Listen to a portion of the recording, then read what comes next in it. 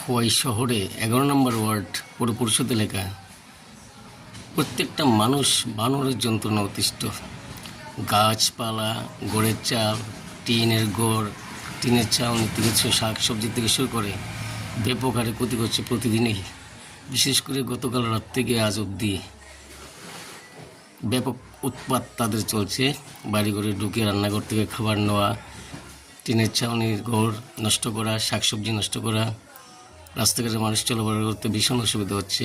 বানরের যন্ত্রণা 11 নম্বর ওয়ার্ডে পৌর এলাকার জনগণ বা বসবাসকারী অতিষ্ঠ। কি হয়েছে বানরে? বান্দরে ডিম নি টাকা, এবারে চিনি নি টাকা।